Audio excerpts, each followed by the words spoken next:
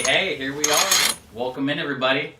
Love to see you guys in the chat before the stream even starts. Welcome to another episode of Loncar Live. Had to do it tonight, Tuesday night, as BetOnDrew runs his ever so popular America's Cardroom home game every Wednesday night. For those of you that are not aware, make sure to check that out.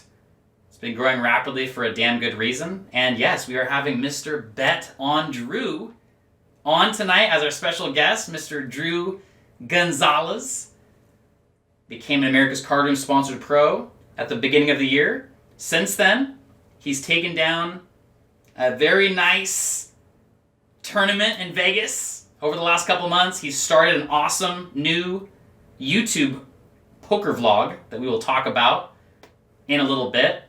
And he's just been doing a little everything. He's been, one of the main guys out there at the punter's pad and has been just putting out amazing content all year long and just doing what he does best. Always love the BetOnDrew vibes that he has going on. Just an awesome human being, awesome poker player, awesome streamer, kind of awesome everything. And we're going to talk tonight about his poker journey, expectations of the future, and as always, we will find out something about our guest that we did not know before the stream started. You guys are awesome. See you guys in the chat. Thanks for being here tonight. Let's get it cracking. BetOnDrew in the house.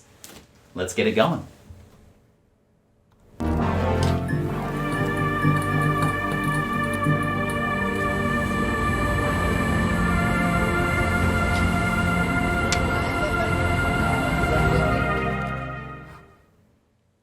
And there he is, the man of the hour on set, coming in live from Las Vegas. How you doing, Drew? Welcome in, man.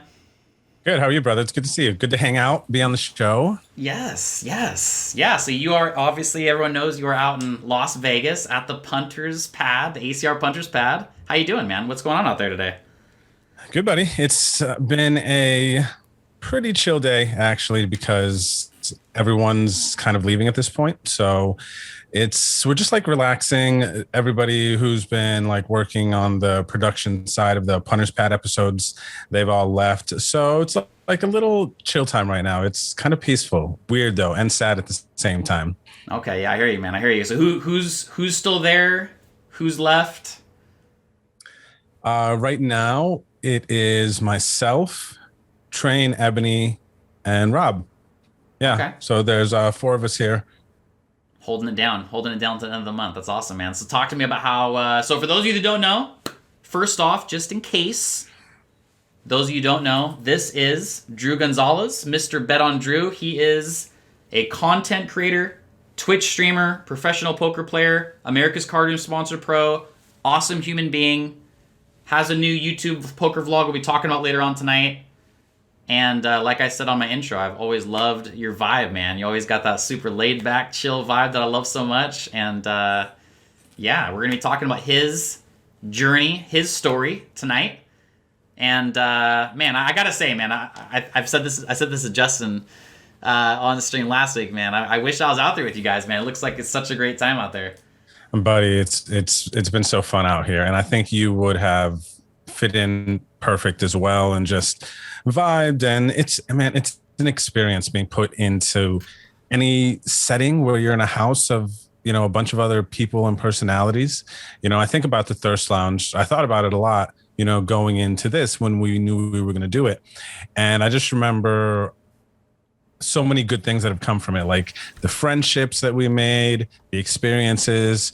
So I know, when you can and you get a chance to come out and do one of the future Punter's Pads, because I do think that this will continue on for a bit, if I had to guess. It's so cool, man. And everyone kind of just like grows, and, the team unity, we're making like fun content, we're sharing our story, is like, I think all that stuff is kind of fun, and we're all really content creators to one extent or the other. Yeah, it's awesome, man. And so again, welcome in, everybody. I see we got some new viewership.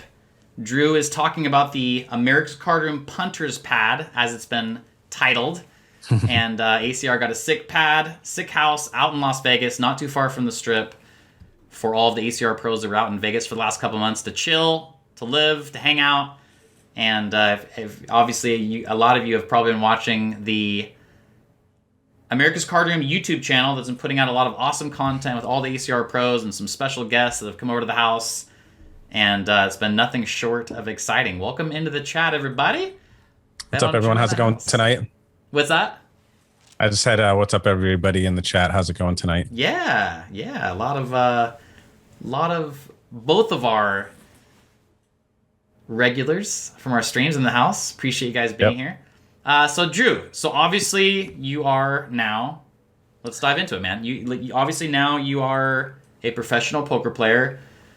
Bring us back to the early days. Bring us back to the young Drew days. How did you get into poker? How did your poker journey begin? Where did it all start?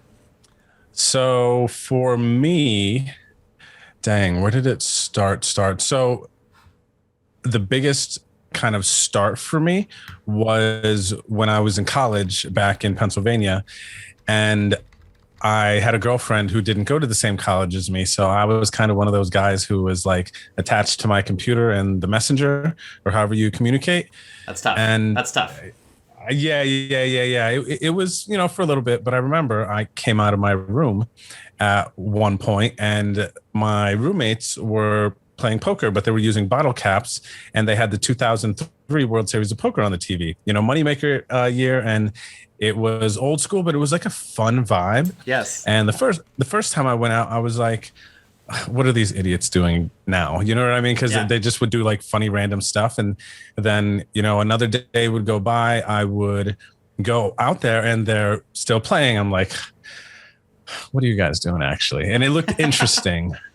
So I like bought in a little bit, and that was really the start of it, because then after that we would set up, some private games or little sit and goes, like 10 of us guys would get together. We'd put up like $5-10, whatever money we had in college. And, we would battle for it. And that was kind of like my main start when I was like getting in reps and everything. And dang, dude, that really brings me back, to like forever ago. But that was like the first thing that like got me sucked into it. And then the journey from casual player to, where I'm at now in my poker journey was a lot of just playing casually for like a long, long time and just, losing money, but having fun. Put like $20 into some online poker site, fire up a $20 sit and go, and hope I bank for $100. And I didn't a lot of the time. I can't really remember ever cashing out for like the longest time when I first started playing. And then fast forward a little bit, I'm in North Carolina and I am working a job and playing poker after I get home from work, like fairly regularly, because at that time it was an unwind from my job for me. Right. Which is funny now, because now I need an unwind from poker. Right? Yeah, exactly. Like sometimes. Now, yeah. So that's kind of funny. But yeah, I remember I was making like $300-400 a month after work, just playing MTTs, fairly straightforward and, tight aggressive. And I was like, oh, wow, I could like maybe do this more. Like it was consistent. It was like for a 6 months to a year or something, I was getting that like $300-400 in MTT profits and cashing it out. And I remember this is the thing that pushed me to like try to pursue it as a full-time job. Is I hit a ceiling. I was doing home healthcare for this company in North Carolina, and I hit this ceiling where I felt like I wasn't going to get much better. I was not going to be able to get promoted, whatever. And I kind of got like frustrated with that. So then I was like, I'm going to try this poker thing. I'm going to give it everything I have. I'm going to like focus on the game, take notes, not play tilted, like devote all my time and energy to it and take it like super serious. And how long ago was this? How long ago was this time frame you're talking about right now? This was right at 2010, actually. Okay. Is when this happened. Yeah. So 2010, quit my real world job. And I had just actually won a tournament for like 2.4K or 2.5K. And I had an online bankroll of like 5K, which I do not recommend this to people, like a 5K online bankroll and then like, maybe 3-4K in the bank. Like it was not an ideal situation for me to try to like make this happen. But I felt like, and I think this is actually a big part of my story, I felt like it was now or never. Do you get what I mean? Like yes. I needed to know if I was going to make it or not and do this. So it was just that moment for me. And it wasn't like I'm prepared, I planned for this or any of that. So it's funny because Loncar actually, we were talking a little bit before and he was saying how he's unorganized and he knows how organized I am. Yes. But as organized and thoughtful I am about stuff, there's moments where I will just like jump. Do you get what I mean? Oh yeah. Yeah. You decided this is what I want to do. I want to be a professional poker player. I'm going to go for it now. And I love that. I love that. Yeah. So that was my big moment right there. And then, minus a couple hiccups since 2010, when I took that leap of faith, I've been able to pay my bills through like playing online poker, and then streaming in 2015 obviously helps. And it's been a journey, man. It's just been trying to get a little bit better each and every year, really. Wow. So I didn't know. So you've been full-time poker pro since 2010-ish, you would say, around there. Yeah. 2010 for sure. That's awesome.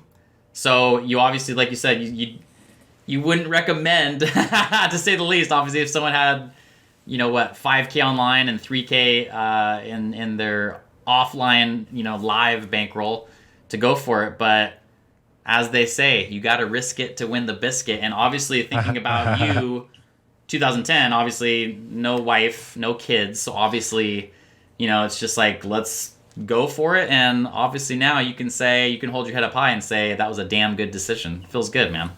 Yeah, man. I took the flip, which, maybe it was a flip. Maybe there's like a 50% chance I made it. And then the other 50%, I'm working at, I don't know, Taco Bell right now, like, to feed my Taco Bell addiction. Like, who knows really what would be happening right now. So that's awesome. I love to hear that. Yeah. You just went for it and made it happen. And so obviously I can attest that I've also been playing poker for just about the same amount of time. I think I've been playing poker for a living since like 2008 or 9. And obviously people have a perception, especially you lately, like we'll talk about it soon. Obviously your big bank, the tournament takedown you had out in Vegas, and your main event deep run, which again, we'll talk about in just a second. Stay tuned for that. And obviously a lot of people would love to play poker for a living and make it their, at least 90% of their income and really go for it. But obviously, I can attest, I know you can attest, there's a lot of big bumps in the road. And especially when you're starting and building, there's a lot of stress and unpleasant times and uncertainty. Was there ever a moment when you just said like, wow, like this might not work? Did you ever have those moments of like, man, like the bankroll's so low and I gotta figure things out? Did you ever have a certain moment, a certain rock bottom moment or a low moment where you kind of doubted everything along the way?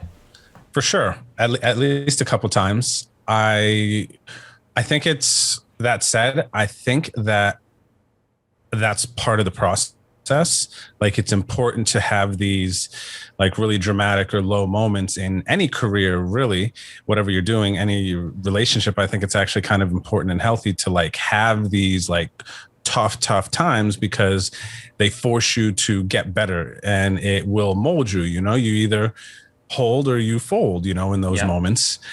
And I remember the first moment for me, which I think is a big one in the poker journey, was, and I'm so bad with dates and directions, but for some reason I remember this date. It was 2013. And I remember so that's like 3 years into my let's try to make it with playing online poker. I fell into this stage of playing very robotic with my style and autopiloting through a bunch of stuff. Wasn't eating well, wasn't like happy in my relationship probably. And I was just clicking buttons. And I don't think it's difficult to slide into that space, especially for a lot of people. If you play online, it's like Why do you have to change? Do you have to get up? Do you, you kind of can do whatever you want and just pop in front of the computer, sit there for hours, smoke, drink, whatever, and just play tournaments. And I remember in 2013, I started to lose a bunch of money and I started to like question my game. And I was like, wow, why am I not winning? I actually went through that stage, I feel like, where I didn't vocalize a lot of bad beats and all of this, but in my mind, I would be like, wow, I'm just running so bad. And all those negative things that some people will vocalize. I had that in my head a lot. I think we all really do. It's just who kind of like vocalizes it. And that was a big moment where I was like, I dropped down the tables I was playing. I really got back to studying and everything. And it was like, I was so sad at the bottom of that downswing, thinking that it was hopeless and there was no way that I was ever going to be able to make money from playing poker again. So to answer your question, that was like the first big moment of like distress and like just burnt out. I didn't want to continue to play, to lose. And what else could I do? Like a hopeless moment.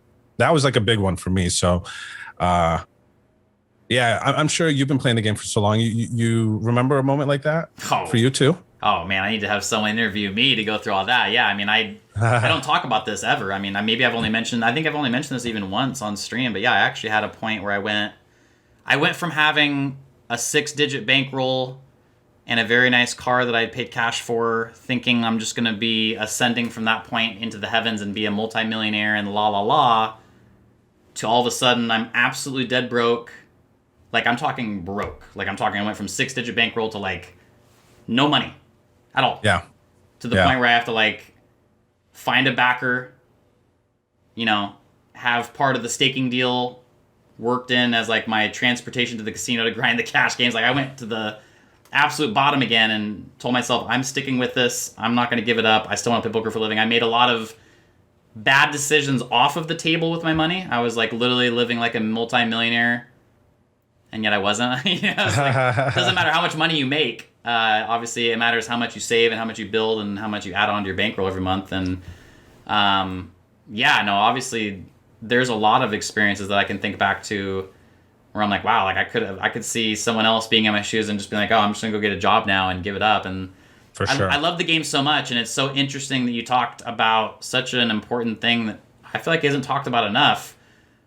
When you grind for a living, there are points where the game is just not fun anymore, especially when you're going through a downswing. And just like you said, online poker there's obviously pros and cons to playing at a casino all the time and playing on your computer all the time. And like you said, I mean, it's so easy to fall into bad habits with bad eating, not taking care of yourself as far as not working out and just being lazy and, hopping on for the computer. And so what, if you had to say, what was the number one thing in your mind that you can look back now and say, oh, like, what was it that made the game fun for you again? And how did you get out of that funk? Because I think that's a big common theme for friends of mine that I can look back and say, oh, wow, like I remember when that friend of mine played for a living and then they got to that breaking point and they didn't stay with it. They're now an Uber driver or whatever they're doing. What was it for you that made poker fun again? Was it purely just you just started winning again, it was fun again? Or was there something that you did to get you out of that funk when you were in it? Yep, for sure. And I remember this one as well. It's crazy because my life so much has been poker. Like I can't remember like birth dates and these other things, but I can remember these moments in poker because it's been such just like a big part of my life. But it was 2014. So it was about a year later after autopilot, losing money. And I came across Jared Tendler's Mental Game of Poker books. And I actually, there's two of them. And the second one, I kind of gravitated to more. You can read them separately. They don't have to go in order. But it was more about learning how to execute and be mentally like fit and prepared. And it helped me to learn how to play more of my A game. And so it went from me thinking, excuse me, It went from me thinking that there was a ceiling and I was like hitting it, that thing that made me flee my old job. Whenever I feel like I'm not growing or I can't get better or something like that, it kind of, you know what I mean? Like there's a resistance. And I'm happy I accepted the resistance to go play poker, but I hit that resistance again, right? And I remember then I was like, there's got to be more, man, to poker to get better. This can't just be a cap, and it just can't be that, you know, I've maximized my potential. It just made no sense.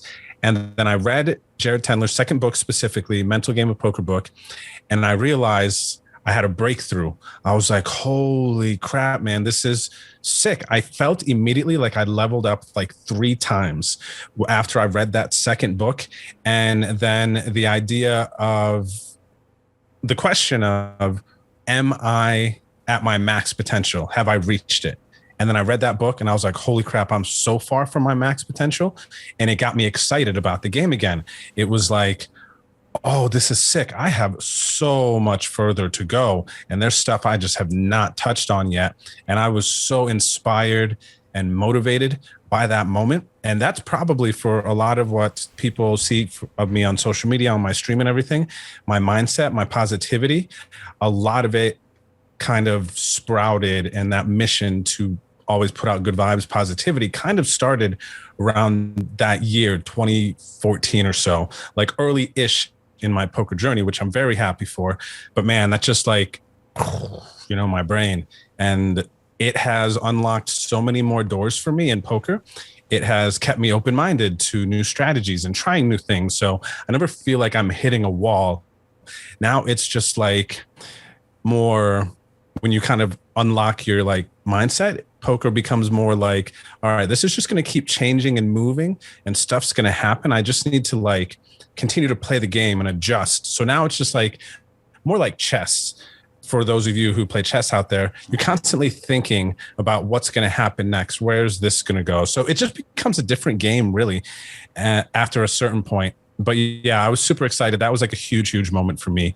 And that has just helped me really to get to where I'm at today. That's awesome. That's awesome. You brought up, reading a specific book. I can relate so hardcore, man. I read a different book called Poker Winners Are Different. And after skimming through a bunch of other different poker mentality books, they all kind of hit on the same things. You know, maybe some details are different, but they all have the same core theme of, you know, just how you need to mentally look at the game and how you need to be positive and how you need to not be short-term oriented and all the different things that go along with mentally being a successful poker player. If you had to give someone advice out there who's trying to be a professional poker player, who's trying to get into that point of playing poker for a living, as far as the mentality and mental side of the game goes, what would be a recommendation or two you would have for someone who's aspiring to be a poker pro? I would say, and it's like beating a dead horse with this, talking about bankroll management, but I also had my bankroll management moment. And I think that's just like such a huge thing, because once you run out of your main asset to run your business, which is money, to be able to play tournaments, play cash games, once that runs out, the doors close to business. So I think anyone out there who's trying to play poker at whatever level to try to make a living from it, I think it could be quite advantageous for you to think about poker differently versus just a game, have fun, compete, like that's all in there, but to focus on it more as you're managing a business. You are the talent. So then if you think of it that way, now you have to continue to develop yourself. You know, like the best companies in the world, in my experience, offer continued training programs to help you continue to get better at doing your job. And I think that we have to be like the offensive coordinator for ourselves. We have to be the defensive coordinator for ourselves, as far as getting us to give the best output to ensure that the money that we invest in these tournaments yields maximum return. So I think there's like a business way that we can shift our mindset versus just people thinking you just click games, get lucky, make money, right? Maybe that's in a poker rap song somewhere, but it's a lot more difficult than that. And I think organizing it in a way that you can manage it, keep moving forward, is just like super, super important.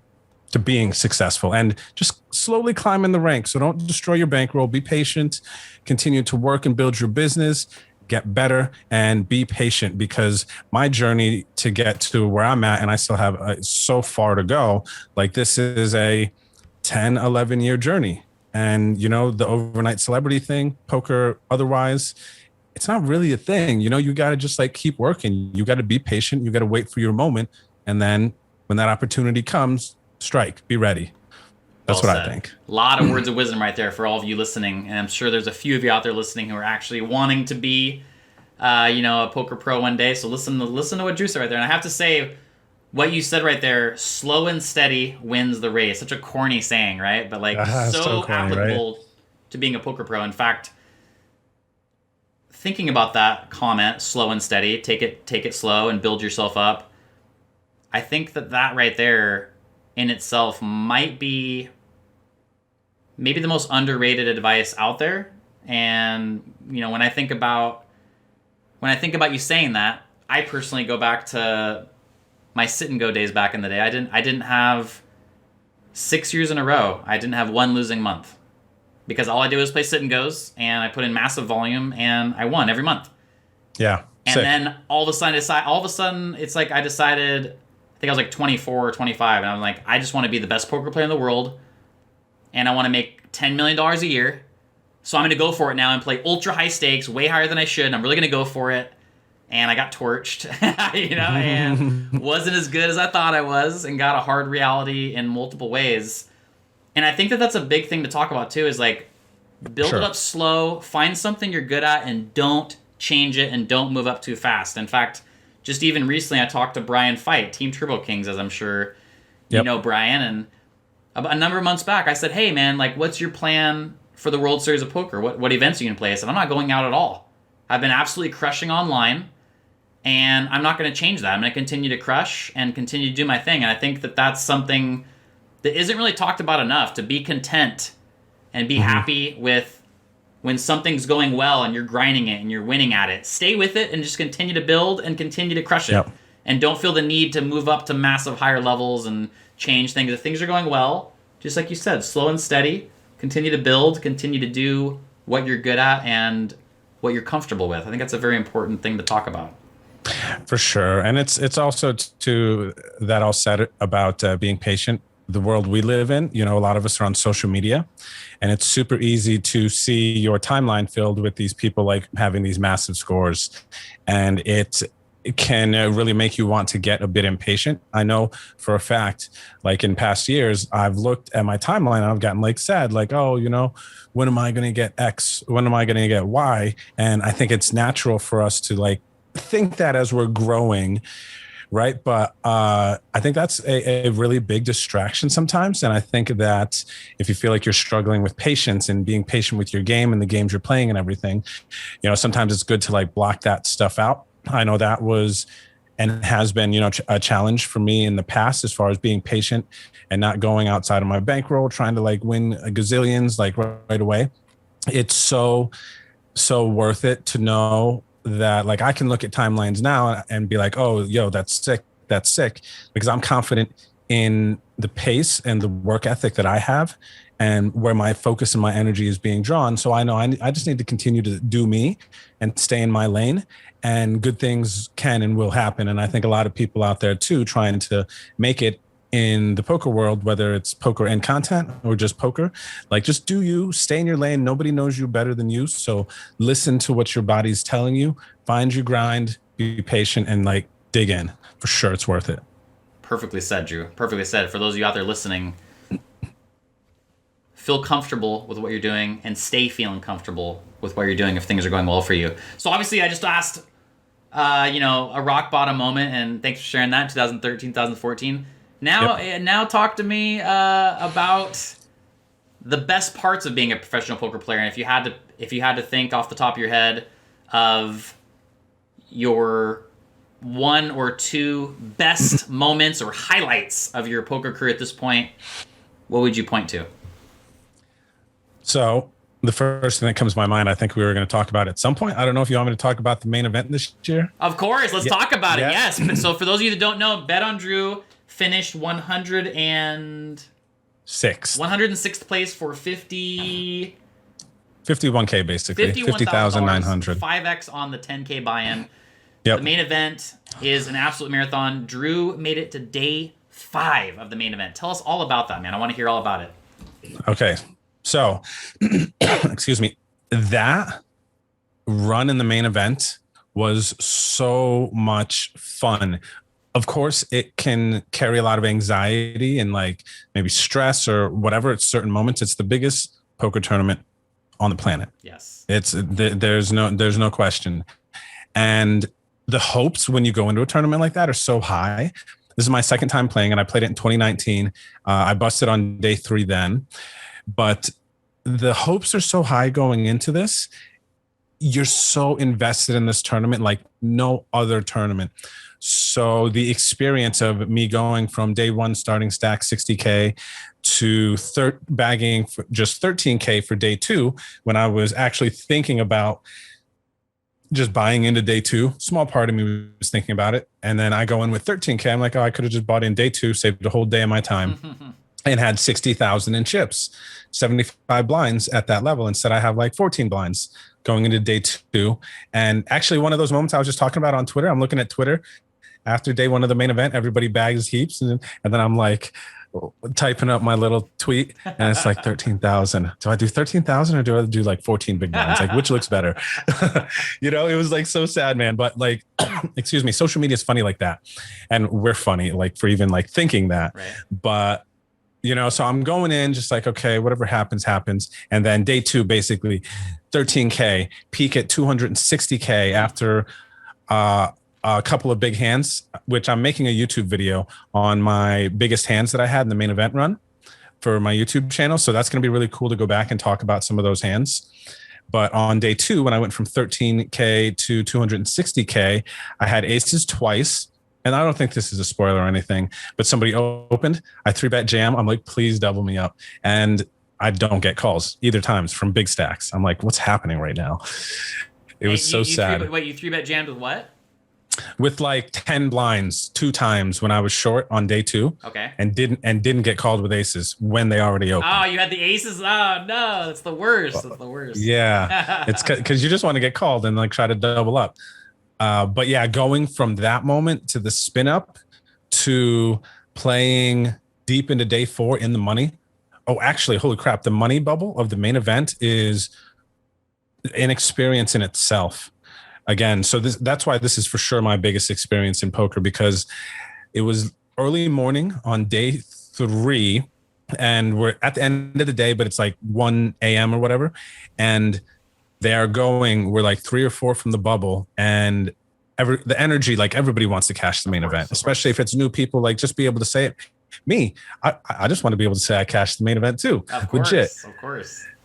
And they're going hand for hand, Poker News cameras and Jack Effel, every person all in when we're doing it. And then the tables just get flooded with people. And they're just like standing over. Everyone's hoping that the short stack busts. So it's such a crappy spot for the short stacks. Everyone's huddled around. Cameras are there. You're all in. Jack's like, all right, go ahead, flip cards. They do it. And then a shorty doubles and everyone's like, boo. Oh my God. So me and my wife actually watched. It was like the most intense money bubble of all time because it took a long time, I feel like, even for the main event to bust. We watched the whole thing on Poker Go. And my wife literally said, like, God, you want to talk about like the absolute ultimate nightmare for a human being of like, you're all in as the short stack. And like you said, everything pauses, all the cameras come over and everyone's like anti-sweating you, like praying. And like, if you get knocked out, everyone's going to applause and erupt. And you're just feeling like that's awful. It really is awful for whoever gets knocked out in those moments. It's so intense, man. And that went for like maybe 2 hours. Yeah, it was a long time, right? It was like a long time. And then table to table, people running. It was so crazy. And then, the bubble bust, when it did, somebody had aces because that's all people were getting all in with. Aces got cracked. People were cheering. But I didn't know this actually until this year. Did you know that if you stone bubble, you're the last person right before the money that busts out? Registered, yes. Yes, you're the first person registered. You get your main event buy-in for next year. That was such a great thing that Jack did out there. Obviously, I felt so bad for the guy. Pre-flop, he got it in pre-flop with pocket aces. Gets called by ace 9 suited, so he's a 90% to get into the money and feel good and have a chance to win $8 million, 9 on flop, 9 on river. And yeah, obviously when Jack pulled him over and said, hey, you're going to be the first person registered for the 10K main event next year, I said, okay, that's a great thing that it did to ease the pain and make it a little bit better. For sure. So like, I know you have as well. A lot of poker players have, but I've watched so many episodes of the WSOP, the old school ones from the Johnny Chan to the Moneymaker to all of our new ones. And there's so many times I'm like, oh, it would be so sick to be in that spot. And then now day 4, well into the money, and it's like, oh, wow, I'm in that spot. Right? Like I had to make this huge call off versus this aggressive European player.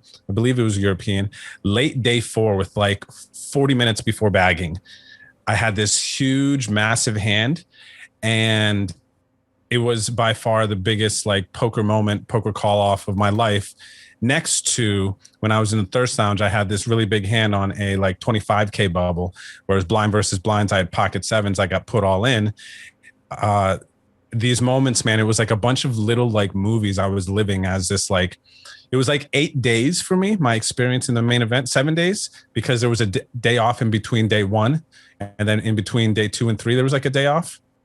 So it kind of got stretched out a bit for me. Yeah. But man, legit, it was like living in a poker movie, making it that far. And of course we ended up busting, late on day 5. But man, I got some like stories and just like experiences, man. It was such a movie and it was so fun. That's amazing. Yeah. And obviously if anyone has even been to the World Series of Poker, let alone played in the main event, even like I know your experience, you said you played in 2019 and made day 3. Just there's a certain type of unexplainable magic in the air that I have never felt playing any other tournament. I've played some other like WPT 10Ks and like some other like quote unquote big tournaments, but not any tournament have I ever played where you can literally feel the magic in the air and the atmosphere, and like it's unexplainable, really. There's no other way to say it. No, not at all. It's amazing, man. So amazing. And just obviously being able to look up the clock and at all times knowing I have a chance of winning $8 million in the next week or so is just euphoric within itself, right? You know what was a cool moment for me is once we broke 180, I'm like, I'm playing 180 man for 8 million right now. There we go. Yeah, man, I love that. Right? So, yeah, I'm playing 180 man sit and go online like I've always played. I've won some of those before. Why can't I win this one? Let's make it happen. Hell yeah. 180 man. It's not like I had 10 blinds.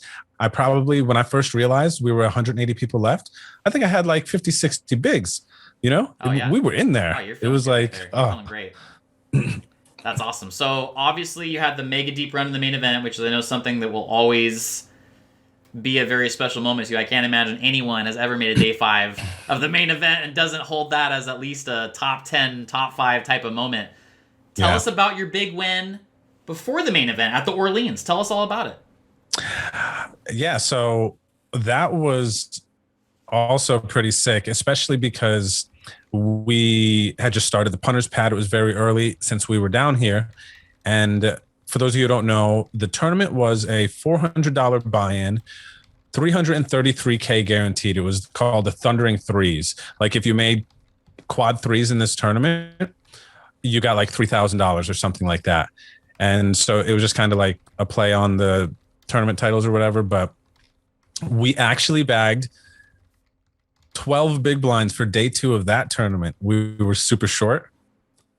And again, it's that same feeling when you come into a day 2 kind of short stack. It's like, oh, I have a chance, but you're not like sitting on 100 bigs. Like, okay, I'm going to be here for a while. Yeah, like it could be 2 hands. You're hopeful. You're not super pumped, but you're trying your best. Yeah, exactly. So it was a similar feeling like the main event day 2 I had on day 2 of that Orleans event, but I ended up again in that tournament, we spun up to like a battle stack. I remember there was a hand where we moved to this new table, flopped 2 pair versus somebody who overplayed a top pair. And then all of a sudden I have chips and I'm able to stick and move and, do some things. And yeah, it worked out. We got down to the final table and I was actually middle of the pack at the start of the final table. I probably had like 15 to 20 bigs and I had a big hand where I overcalled in the big blind with like maybe ace 5, ace 3, and flop 2 pair versus ace queen, and got it all in on the flop. And that gave me like 50 bigs or so because there was a raise and a call. And from that point, then after I won that big pot, I was the table chip leader, and I was able to really take advantage of the situation with all the shorties and just raise, build my stack, built it up huge. And it was kind of like a dream final table. Like after I won that big 2 pair hand, I never lost the chip lead. That's amazing. And yeah. And yeah, you took first place for what, 40 something thousand? Yeah, it was 47K. It was like 46,834. Actually, it was exactly that. So 47K, and then we got some hardware, which is awesome. We got like a trophy for it. That's my second one. The first one was when I won the Platinum Pass at Run It Up Reno.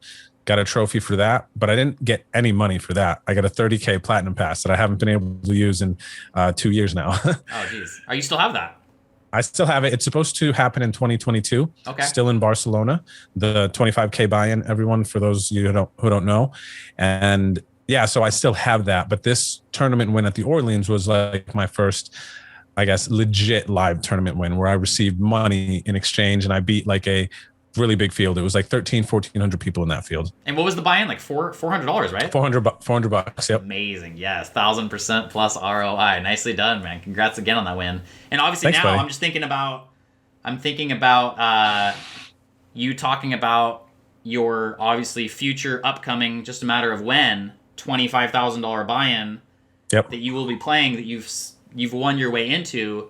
Yep. I'm thinking that's going to be absolute primo, amazing, top-notch content, no matter what, for you to vlog about. And obviously, you just started vlogging this year. Little poker YouTube vlog. Talk about your vlog. Talk about everything involved with that, the work. I know it's been really popular so far, and just tell us all about that, how you decided to do that, and everything about it.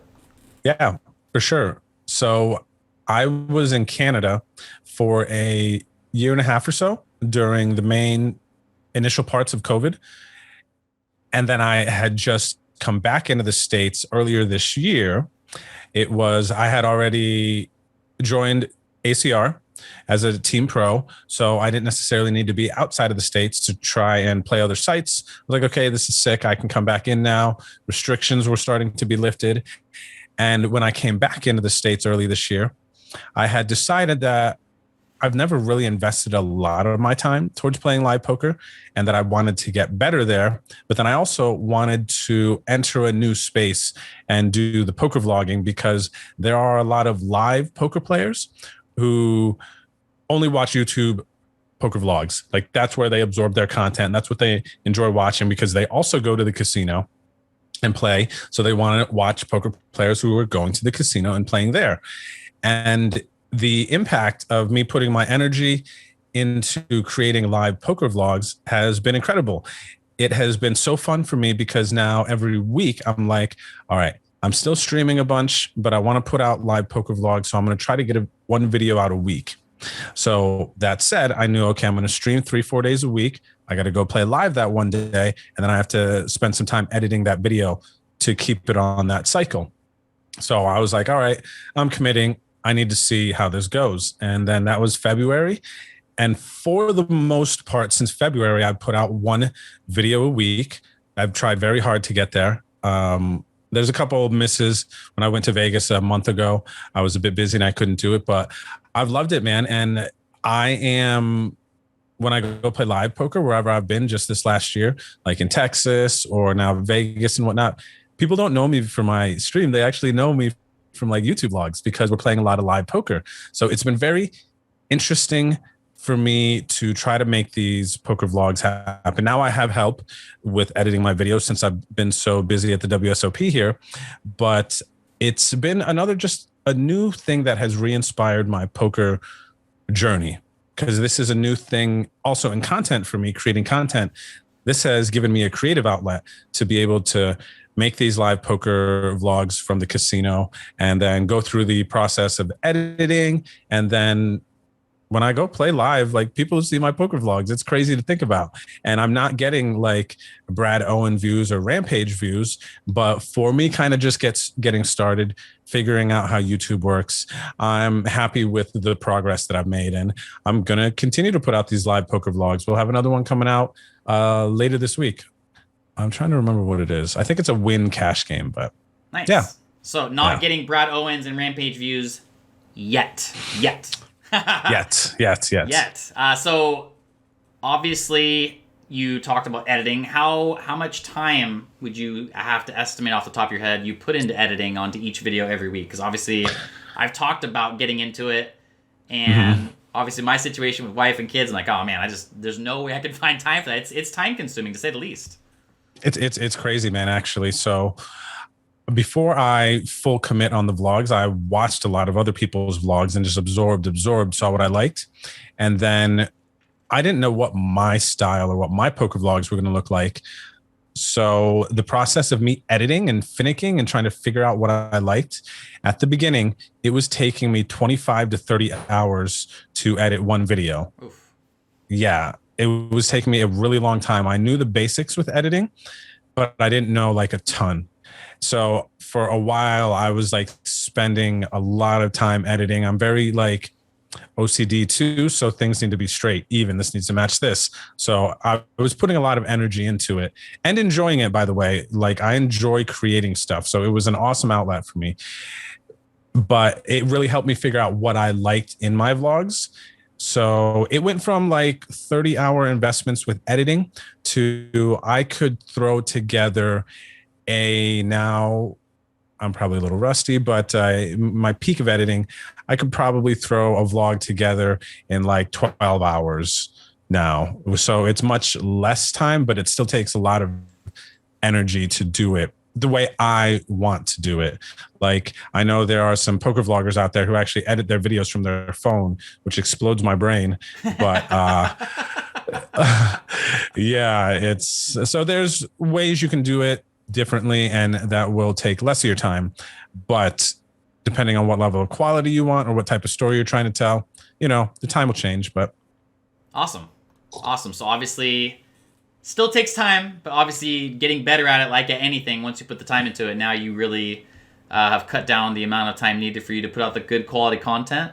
And on that note, Drew's YouTube link is in the chat for you guys to click on. Make sure you hit that follow button. It's free to do so over on his YouTube channel. If you haven't had the pleasure of watching one of his YouTube vlogs yet, click on his link in the chat, subscribe to his channel for free on YouTube, and make sure you check out his stuff. A new video coming out just about, if not every single week. So make sure you guys check that out. Thanks, buddy. And awesome, man. I love seeing your success. Obviously, we met briefly one night over at Fat Trains, Justin Kelly's, over here in Sacramento a couple years back. I can't believe it's already been a couple of years. Crazy, right? Like I told Justin, man, there's certain people you just get that kind of... It's funny to say, you get that warm, fuzzy feeling. Like, God, this is like a great human being, man. That feeling about you, and it's just, I've always had that feeling about you, man. And again, thanks for coming on tonight, man. It's good to see you. Thanks, buddy. Yeah, your energy is great too, and it's been so fun. When we did get to hang out, I know last time was a little busy, but I think, did we play some Mario Party in Costa Rica too? Yes, we did. We played a little bit then too. So it's fun, man. Like, we're just like playing poker, enjoying the content. I know you enjoy content and creation and just the poker. So we're just super lucky, man. So it's really cool to have met you too, and us just not even know that we would be on the same team at any point or anything, but we're just out here making content, grinding poker, and just trying to put out some positive energy, right? So I feel the same. And honestly, tying this all together, just talking about earlier, talking about how we both can think back to earlier moments in our poker career. Obviously, when you go through a losing streak and the bankroll's going down, and there's always some not so fun times within being a professional poker player, and just talking about how to make the game fun again and get back into, being super, super de-duper positive, which is obviously something you kind of always have to do. Creating content, whether it's streaming or YouTube vlogs, is just yet another way to make poker even more fun, right? It's for sure definitely just another channel, another way. Because like like you said, when you grind for a living, you play for a living, sometimes things get a little monotone, sometimes things get a little boring. Being a content creator, being a streamer, and being a YouTube vlogger just adds that fun back into the game and definitely keeps it interesting, right? For sure, 100%. While streaming, and creating content can maybe take away some of our EV from people seeing how we play and think, I think that the value gained from, because I enjoy the creating content. Yes. I enjoy connecting with the community. So the value of that, I obviously subconsciously or consciously assign to be higher than the EV I give away from revealing how I play, talking about what I do. And man, I'm telling you, since I've committed to content in the communities, everyone's been super supportive. And I know that we've both been there for each other in the sense that I know there's times where I'll turn on a certain streamer because maybe I want to laugh a little bit and it just like makes my day a little better. And I know I've heard people about you and people have told me as well that, when they turn on our streams, they check out our content, they're enjoying it. They're happy. They're not thinking about other things for that moment. And it's massive. So I think that content creators, I'm thinking specifically about poker. It's like we need to make the game fun because it makes people happy. It's good for the game. And there's been so much seriousness brought to the game because of how good people want to be. But I think, honestly, a lot of like the high stakes players, crushers, regs who don't create content kind of need to be like, yo, thanks. Shout out to the content creators out there because we're keeping this ecosystem flowing and growing. And like we play a very special part, which I don't think a lot of people think about when it comes to like big picture with poker. And I am very happy and proud to be part of that part of the community that like facilitates kind of like growth and fun. While other people can take it really serious, like we're still trying to make sure we have fun while performing well. You know what I mean? Absolutely, man. You said that perfect. And once again, guys, Drew's links, all of his social media links for everything, Twitter, Instagram, Twitch, YouTube, Discord, everything is in the chat right there for you guys to click on. Make sure you check out his new YouTube vlog on his YouTube link. And now we are going to flow into the last part of the show here with Drew. Now is your guys' time in the chat. Ask your questions. Bosted and a couple of you asking some questions. We'll start off here. So if you have a question right now, now's your time to ask your question in the chat. I've already pulled a couple of questions that were asked earlier in the chat off to the side that will get asked. We'll start off here with a question from Armsy23. What's up, Dave? Loncar, if Drew wasn't playing poker, what would he want to be doing career-wise? That's a great question. Have you thought about that, Drew? Yes, that's a very cool question. And I haven't really veered from this. The last time I thought about this is what I came up with. And I think if I was not in poker, that I could get passionate about cooking because it would be there would be some things that happen kind of the same, like I would be creating something, I would be creating a meal, and then I would be delivering my content, my product to people and hoping that they smile and enjoy what I have created. So it would be like content creation, but like food. And then maybe I would create some content around that. But I think that's something that I could dig my teeth in and still get a similar amount of satisfaction as I do playing poker, creating content, and creating, like when it comes to live poker, like a fun atmosphere to play. So you would be a world-class chef and also a chef, YouTube vlogger, creating awesome content about being a chef and cooking awesome meals. I could totally picture that. That's so funny. I actually heard your interview, I think with Poker News, I think it was, and I think you actually used that analogy when you were talking about your YouTube vlog and talking about being a chef and creating stuff, and that's right along with what you just said. That's awesome. Yeah. That's definitely something I could dig my teeth into for sure. I love the pun right there. Let's go. Bosted in the chat. What's up, my man? He says, does Drew have a woman? Does he want kids in the future? What do you have to say to that, Drew? I do have a girlfriend right now. She is also a poker player, which is the first for me. She plays a lot of 2-5 cash. And coming from my past relationship, she didn't really get poker, didn't really ask so many questions. And then now having a girlfriend who gets what I do, she's supportive of the stream. We talk about hands. I'm like, this is so fun. Do you get what I mean? It's like a different experience. And I know you know, because wifey also plays and now streams. So that's so cool, man, because it's maybe a little bit more challenging to find somebody, never mind a family member or a close friend from back in high school, who gets poker or understands what it is that we do and like what we go through. So that has been like so amazing that she's in that space and we can share that stuff a lot. And I think it's, and as far as, yeah. So no, I'm sorry. Go ahead. Keep going. No, I was just going to say, as far as kids go, it's like, I don't think it's going to happen, even though I think I'd be a pretty cool dad. I just don't know at this point. Okay. You got lots of time. Always got time. First Response HVAC asks, what was the biggest change, Drew, that you made to see real results in placing higher in tourneys, if you had to pinpoint something? All right. So the first thing that comes to my mind as far as helping to increase my profits in poker, the very first boom was when I started to focus on player types in poker. Back in my early stages, like 2010, 11, 12, there wasn't a lot of there was no pile solver. There wasn't a bunch of charts out there. All of these programs didn't really exist to the main public that much then. So I had to figure out how to play the game.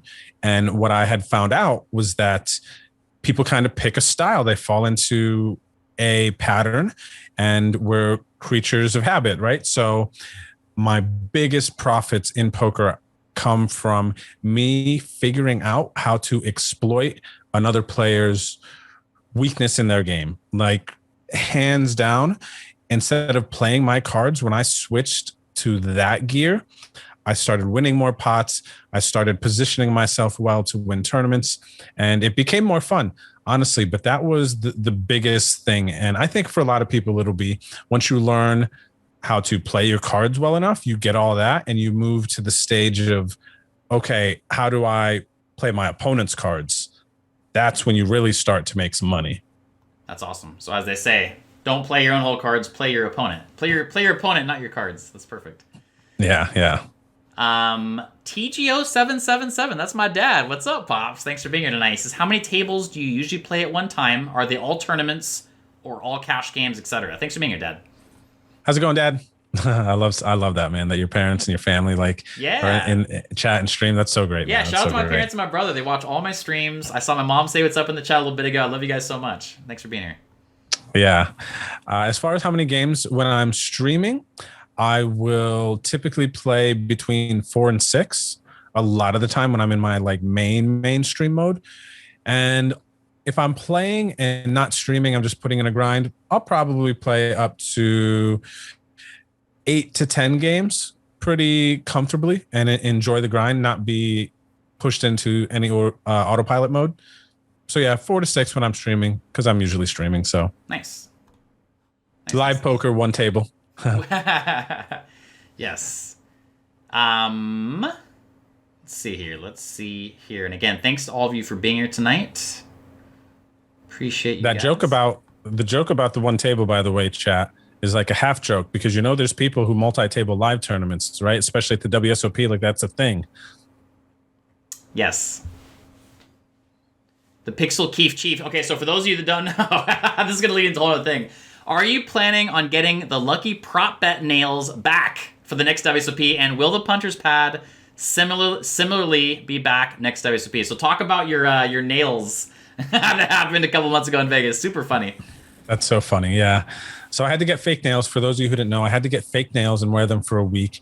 They were like 1.5 to 2 inch long stiletto nails. And so the stiletto means basically pointy. I had long cat nails for a week. I had to wear these things.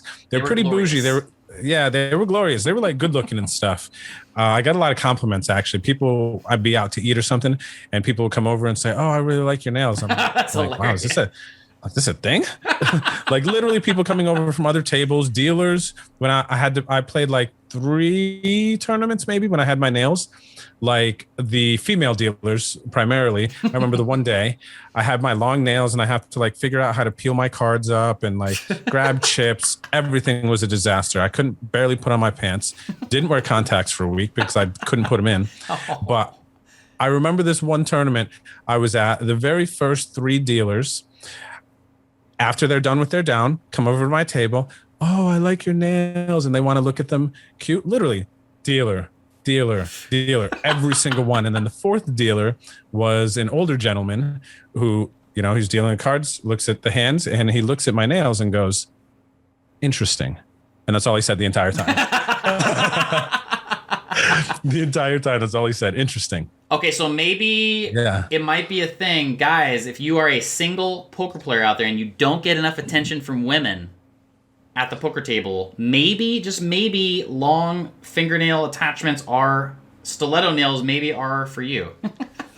Buddy, this is a thing, man. Seriously. Like there's some sort of, I'm assuming there's some sort of confidence thing that is like propelled from your body to women if you get like fake nails. Like you're a guy who can kind of go against the grain. You know, it's not common for men to get fake nails. Yes. Much more common for women too. So if you're a man confident enough to do that, women are like, okay, it's weird. But yeah, single men out there, give it a shot. What do you got to lose? Nothing. What do you got to lose? Go get some fake nails. Go get the $80 nails. getting fake nails. That's it. It's an investment. So Live Aloha, my mother-in-law. What's up, Shelly? Thanks for being here tonight. If she asks Drew, if you, Drew, could host, this is a great question. If you could host a live game, who would you love to play with, dead or alive, famous celebrities, professional or non-professional poker players, whoever you wanted, who would be in your live hosted game, dead or alive? Dang. That's a tough one. That is a tough one. But like you said, definitely a good question. I think that I would like to be honest, if I was like organizing a game, I'd be thinking about a lot of different stuff because I'd probably be streaming it and whatnot. But if I had to organize a game, I'm going to have, I think I would, a lot of people would watch if Dan Bilzerian is there. Yes, okay. Do you know what I mean? Oh, I think people would enjoy to see him and hope that he gets crushed. Yes. So that's where my brain goes to right now. And then I would like to see, oh gosh, Doyle would be sick there because he's such a legend. You saw the way the WSOP this year, when he came out to play, how many people were like excited about that, right? Yes. So I feel like that would be so massive to have him there. Negreanu, I think, is a great like poker personality that could be a lot of fun at that table. Yes. I really like Jason Kuhn's energy and everything that he kind of like stands for. I definitely think of him a lot. I'd probably want some like other OGs out there. Phil Hellmuth, gosh, he's such a personality, man. I feel like everybody knows him, and that would be such great anticipation of him exploding and having an unlucky hand. Like, please let him get unlucky once. That would be so great. So I guess that's like kind of 5 there off the top of my head. And then if I'm playing in that game too, it's like a 6 max game. You know, I'm assuming we kind of filled there. There we go. There's Drew's list. Phil Ivy's cool, but like he probably won't be very social. It'd be cool to say, oh, I lost money to Phil Ivey, or I won $20 from Phil Ivey, but I don't know. That's probably another good one, some people might say. Of course. And Fig won. This is Misty. This is Paul's wife, Misty. Hi, Misty. What's up, Misty? She asks, how did you enjoy the motorhome trip, the road trip that you took in Mr. Paul Figlione's RV across the country with John Party? How did that go down? That was an amazing, amazing experience. I've been so lucky this year, man, to have some of the experiences I've had. But Paul is an absolute legend on a bunch of levels. I love Paul so much. But shout out to Paul. What's up, Paul? Yeah, legit. Like on so many levels, he's such a legend, man. But the RV trip, for those of you who don't know, basically on our way out to the WSOP, we started in Philadelphia.